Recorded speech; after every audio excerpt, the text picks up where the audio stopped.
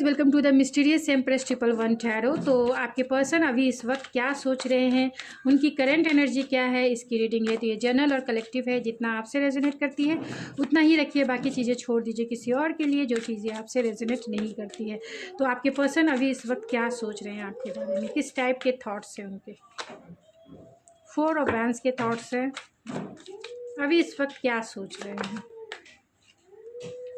Emperor, अभी इस वक्त आपके पर्सन क्या सोच रहे हैं आपके बारे में।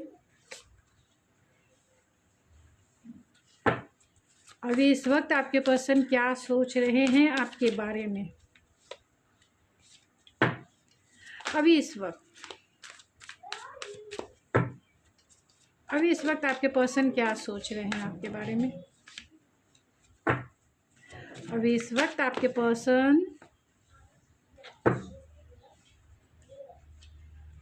अभी इस वक्त आपके पर्सन क्या सोच रहे हैं आपके बारे में। 10 मैं सारे कार्ड्स को क्लेरिफाई कर लेना चाहती हूँ, जिससे मैं आपको डिटेल बता सकूँ।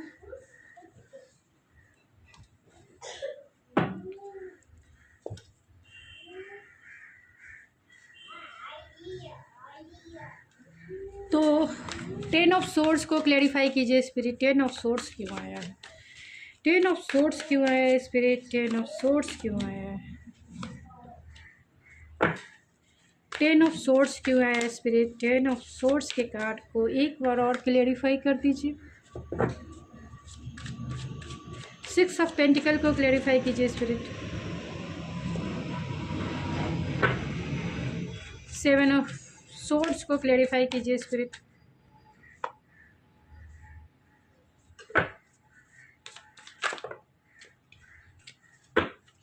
4 ऑफ पेंटिकल को क्लेरिफाई कीजिए स्पिरिट।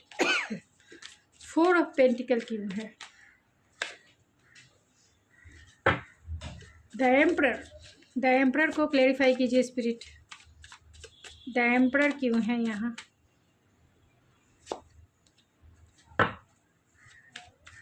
हाई प्रीस्टेस के कार्ड को, ओ माय गॉड,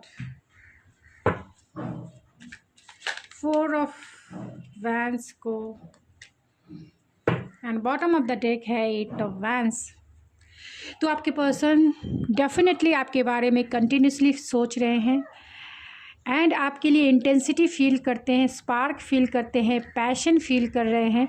तो वो आपके पर्सन के बीच आप दोनों में लॉन्ग डिस्टेंस कनेक्शन है, ऑनलाइन कनेक्शन है। आपके पर्सन अभी इस वक्त आपसे बातें करना चाहते हैं।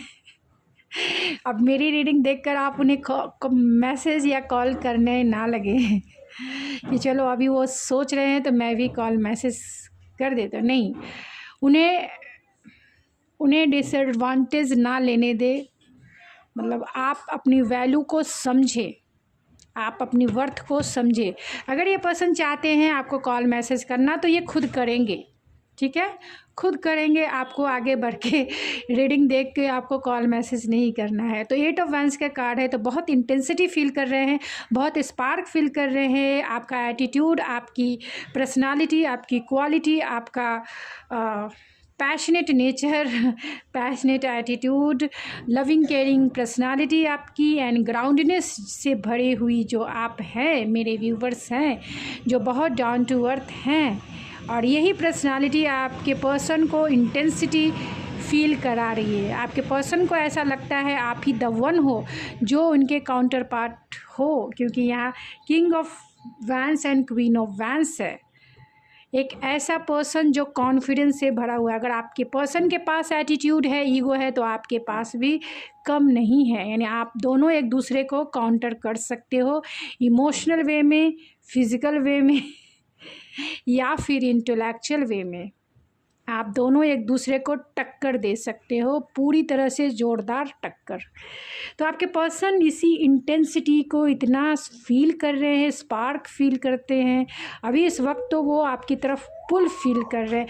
ऐसा उन्हें लगता है कि कैसे वो आपके पास आ जाएं और आपके साथ एक इमोशनल रोमांटिक रिलेशनशिप, फैमिली आपके साथ बना लें। अभी इस वक्त आपके साथ बच्चे क्रिएट कर लें। क्योंकि यहाँ 10 ऑफ कप्स की एनर्जी है। तो इमोशनल फुलफिलमेंट, जहाँ दिल खुश हो वहाँ सब कुछ ये दुनिया ही मतलब खुशनुमा लगता है। ये दुनिया ही में हर एक जगह पॉजिटिविटी दिखती है अगर आपका दिल खुश हो तो आपके पर्सन अभी इस वक्त आपके साथ फैमिली चाहते हैं, अभी इस वक्त आपके साथ मैरिज चाहते हैं, आपके साथ अपने बच्चे चाहते हैं, आपके साथ अपना एक Rambo lifestyle married happiest married life चाहते हैं, जहाँ इनके सारे कप भरे हुए हो, इनके जीवन में किसी भी तरह की कमी ना हो, एम्प्टीनेस ना हो। वो आपके साथ कोर्ट मैरिज करने के लिए भी रेडी हैं, यानी वो अभी आपके साथ, अभी अगर आप हों तो आपके साथ कोर्ट मैरिज कर लेंगे, क्योंकि यहाँ सोल कॉन्ट्रैक्ट को और एक लीगल कॉन्ट्रैक्ट को इंडिकेट करता है। तो आपके पर्सन आपके साथ सोल कॉन्ट्रैक्ट करना चाहते हैं, एक आपके साथ जस्टिस करना चाहते हैं, आपके साथ मैरिज और एक कॉन्ट्रैक्ट यानी मैरिज करना चाहते हैं, कमिटमेंट देना चाहते हैं। और क्योंकि ये फास्ट मूविंग एनर्जी है, तो बहुत इंटेंसिटी है एंड बहुत जल्दी ये पर्सन आपको कॉल मैसेज कर सकते हैं, यानी जिससे भी ये रीडिंग रेजोनेट करेगी उनके पर्सन तो डेफिनेटली बहुत जल्द आपको कॉल मैसेज करेंगे। तो अभी इस वक्त वो क्या सोच रहे हैं ओवरऑल तो मैंने बता दिया। तो उन्हें ऐसा लगता है कि 10 of source, 2 of source, 5 of pentacle, तो कहीं ना कहीं उन्हें ऐसा लगता है कि जब से आप दोनों के बीच में बातें बंद हुई है और ये पीरियड बहुत लंबा बहुत आप दोनों के बीच में गैप आ चुका है, और ये गैप जो है कहीं ना कहीं एंडिंग को इंडिकेट करता है, यानी आपके पर्सन डरते हैं कि आपका रिश्ता जो है ख़त्म हो चुका है, सफरिंग कर रहे हैं सेपरेशन की, यानी कि साइलेंट में वो सफरिंग उनकी चल रही है। टावर मूवमेंट को याद करते हैं, और टावर मूवमेंट बहुत सारे मेरे व्यूवर्स के रिलेशनशिप में इसीलिए आया होगा क्योंकि उन्होंने इक्वल गिव एंड टेक नहीं किया होगा, क्योंकि यहाँ एम्परर की भी एनर्जी है। तो ये पर्सन बहुत वर्कोलिक हो सकते हैं, ये पर्सन बहुत एटीट्यूड वाले हो सकते हैं, ये पर्सन एक्शन ओरिएंटेड हैं लेकिन दूसरी चीज़ों पर फोकस हो सकते हैं, जिसके वजह से इन्होंने इस रिलेशनशिप में जो है इक्वल गिव एंड टेक नहीं किया।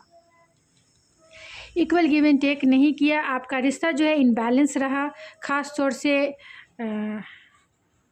रेसिप्रोकेट करने के मामले में आपका रिश्ता जो है कहीं ना कहीं इनबैलेंस रहा, और यही वजह है कि आपके रिलेशनशिप में टावर मूवमेंट क्रिएट हुआ।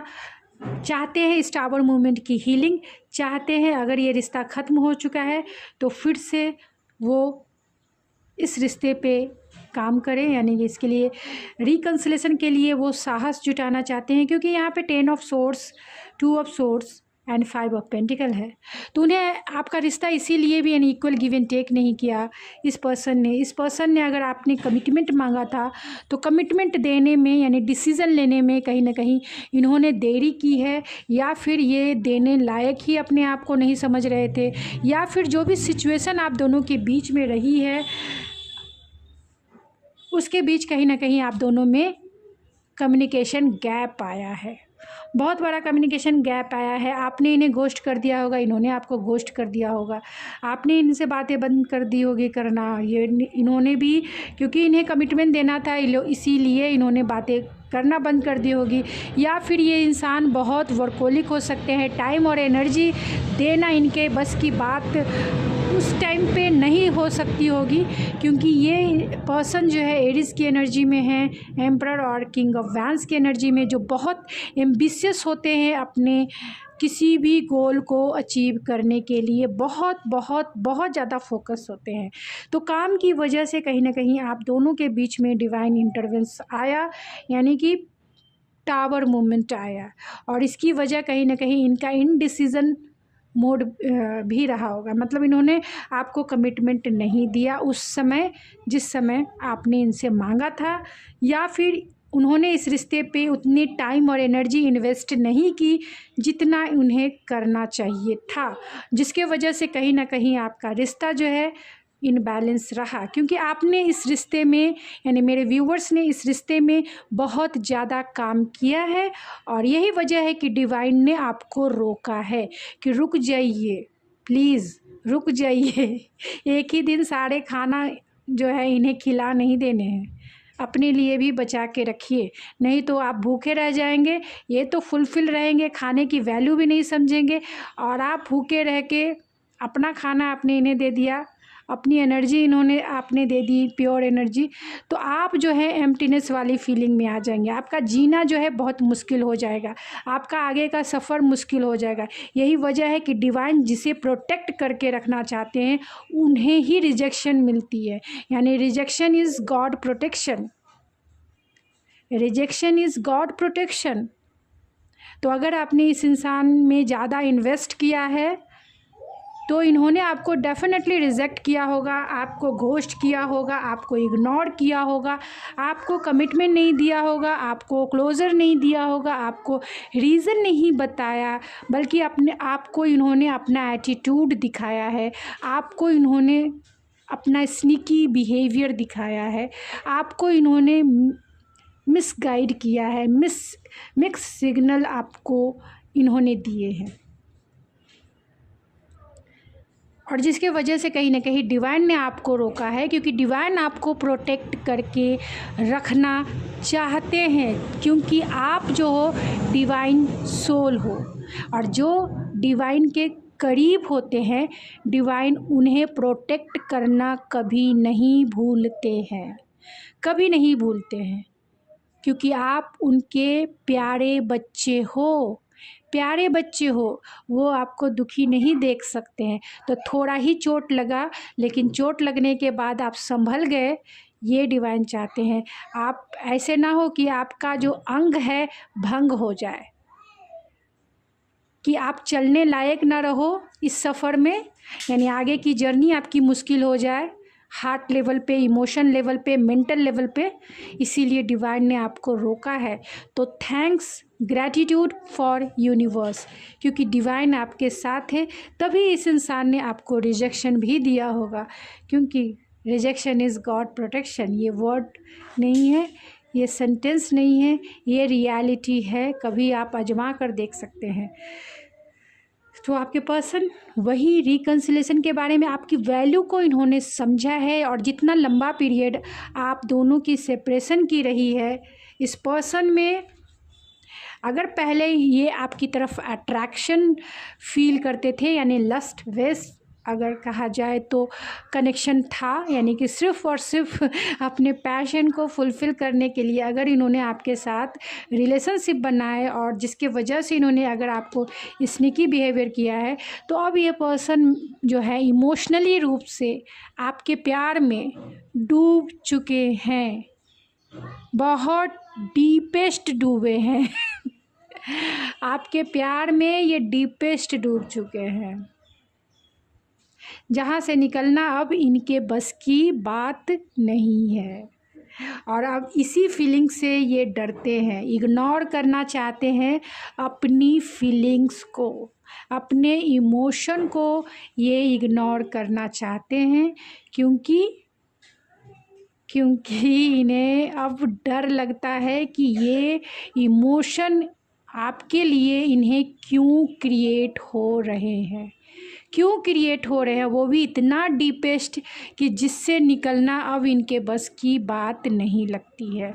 तो वो इमोशन को इग्नोर करना चाहते हैं, नहीं बताना चाहते हैं किसी को, नहीं जताना चाहते हैं किसी को, सबके सामने जो है ये बॉस बन के रहेंगे, एटीट्यूड दिखाएंगे, डोमिनेट करेंगे, कंट्रोल करेंगे। ये दिखाते हैं मुझे दिल से लेना देना नहीं है, मैं तो सिर्फ़ और सिर्फ अट्रैक्शन से भरा हुआ हूँ, सिर्फ मुझे अट्रैक्शन ही अट्रैक्ट करेगा, जहाँ मुझे अट्रैक्शन दिखती है वहाँ ही मैं चला जाता हूँ, मैं फुल्ली रूप से नॉन कमिटल एनर्जी हूँ।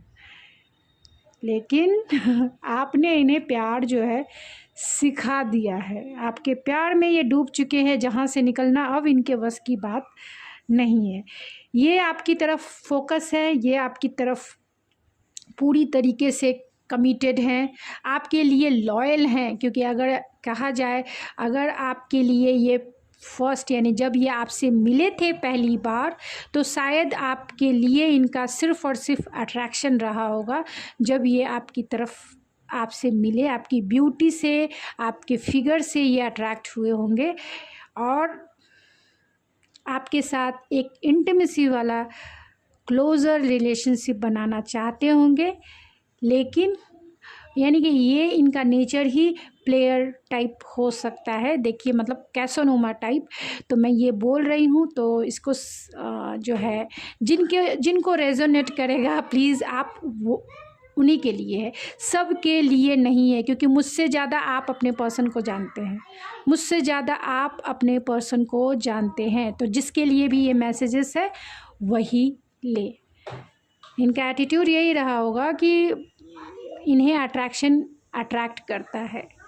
तो कहीं ना कहीं आपके प्रति भी इन्हें अट्रैक्शन हुआ और ये आपकी तरफ अट्रैक्ट हुए, क्योंकि ये नॉन कमिटल यानी कि जहाँ कमिटमेंट नहीं देना हो वहीं ये, क्योंकि यहाँ किंग ऑफ वैंस की एनर्जी और एम्परर की एनर्जी है।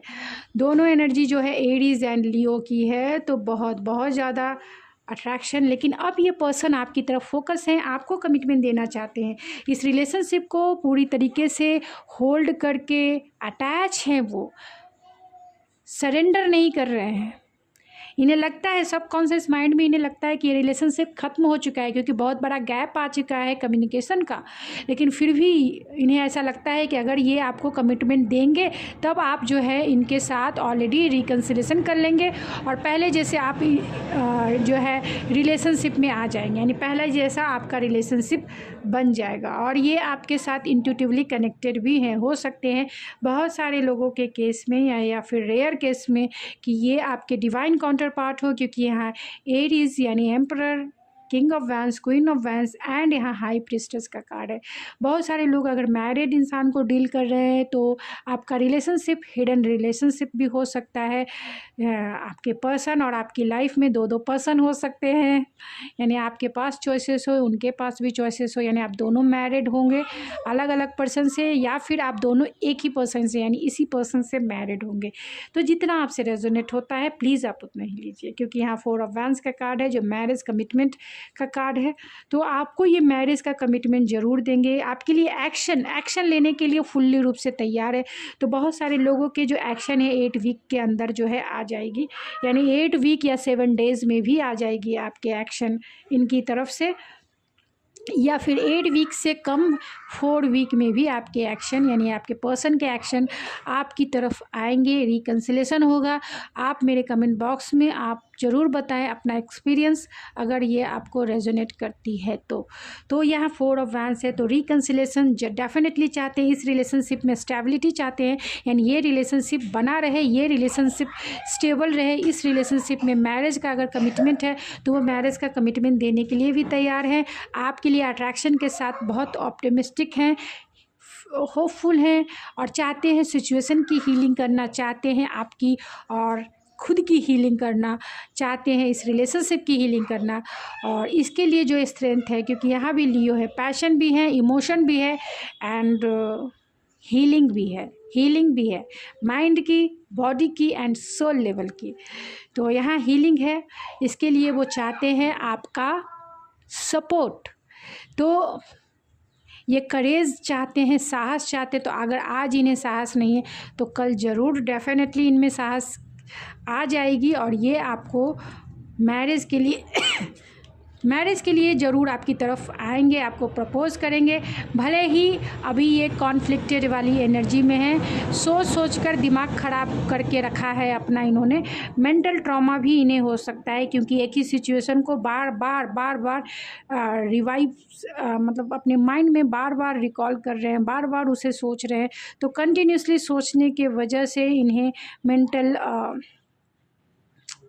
इलनेस भी यानी मेंटल ट्रॉमा हो सकता है। हायर कमिटमेंट आपके साथ देखते हैं तो डेफिनेटली ये पर्सन आपके साथ हायर कमिटमेंट देंगे। आप क्लेम कर ज़रूर करें, अगर आपसे ये रेजोनेट करती है तो क्लेम करेंगे तो ये रीडिंग आपकी ही रहेगी। यूनिवर्स में आपने अपने नाम का रजिस्ट्रेशन जो है करा लिया है और यूनिवर्स तो ऑलमोस्ट देख ही रहे हैं आपके दिल की हालत।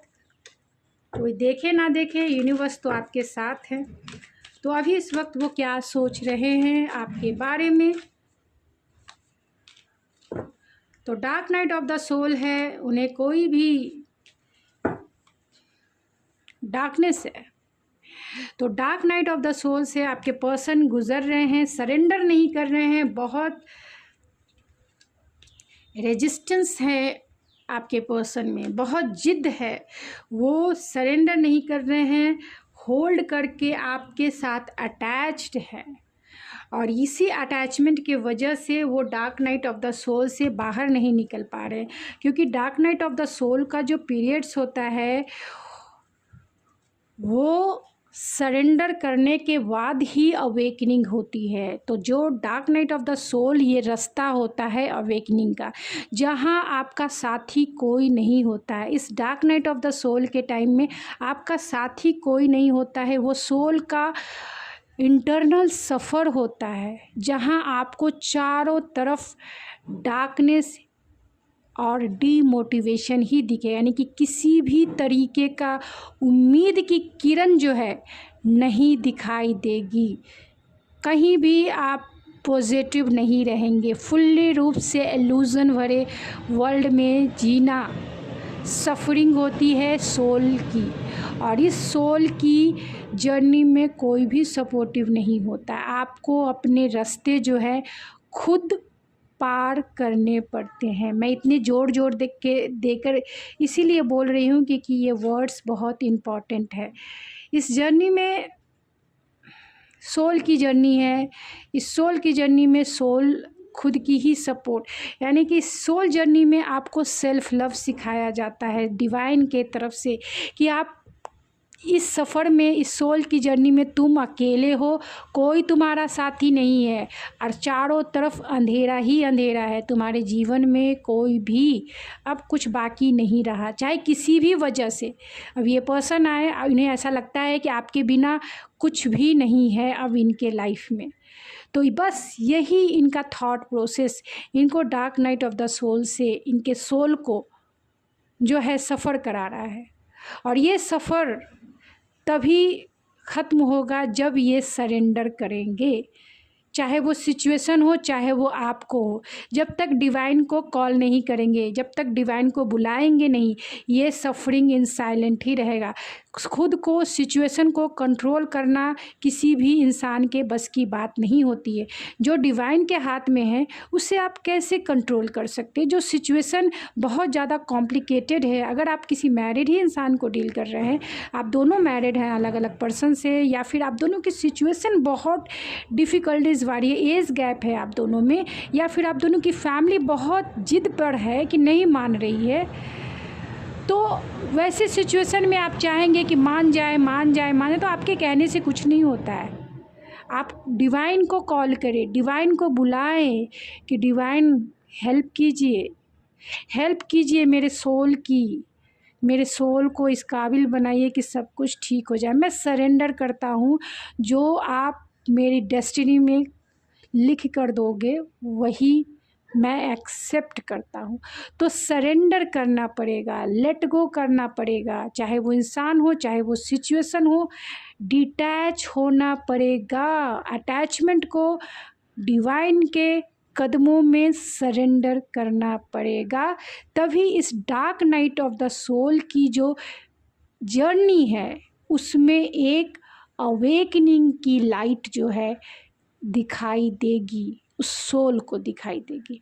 और वही उसी अवेकनिंग से आपकी सोल इन लाइट होती है, और इस डार्कनेस वाली एनर्जी से वो इनलाइटमेंट वाली एनर्जी में बदल जाती है, यानी कि सोल जो है इनलाइट हो जाती है और वो डिवाइन के पास चली जाती है, यानी कि डिवाइन के करीब हो जाती है, प्योरिटी से भर जाती है। एक तरह से कलर, ब्लैक कलर से वाइट कलर में आ जाती है। ट्रांसफॉर्मेशन इसी को कहा जाता है। डार्कनेस से, जहाँ वो पूरी तरह से ब्लैक है, पूरी तरह से निगेटिव है, सिचुएशन के प्रति, टाइम के प्रति, पर्सन के प्रति, रिग्रेट है, ट्रिगर है, बहुत सारी चीज़ें, और उस चीज़ों को, उस सिचुएशन को हील करके इनलाइटमेंट में, अवेयरनेस में जाने के लिए सरेंडर ही करना पड़ेगा, डिटैच। और जैसे ही ब्लैक से वाइट यानी डार्कनेस से इनलाइटमेंट वाली फीलिंग में आती है, वही उसी प्रोसेस को हम ट्रांसफॉर्मेशन कहते हैं। तो बहुत डीपेस्ट है, तो सरेंडर तो करना ही पड़ेगा, चाहे आप रो के करें और चाहे आप कैसे भी करें, क्योंकि जो सिचुएशन आपके बस में ही नहीं है वहाँ डिवाइन का ही हाथ होता है। तो यहाँ पे मेमोरीज है, तो बहुत नॉस्टैल्जिया वाली फीलिंग है अभी इस वक्त। चाहते हैं वो री एनर्जाइज करना, यानी इस सिचुएशन को फिर से आपके साथ जीना चाहते हैं, आपके साथ रिकन्सिलेशन करना चाहते हैं, इस मिस्ट्री को सुलझाना चाहते हैं सब कुछ फ्यूचर में जो है ठीक हो जाए। ड्रीम देखते हैं आपके, फैंटेसी करते हैं, एंड कहीं ना कहीं मैनिफेस्टेशन जो है इस पर्सन की आपको लेकर चल रही है। तो गाइस ये थी आपकी रीडिंग, आई होप आपको पसंद आई होगी। अगर आपको ये मेरी रीडिंग पसंद है तो प्लीज़ मेरे चैनल को जरूर सब्सक्राइब करें, लाइक करें, शेयर करें। मैं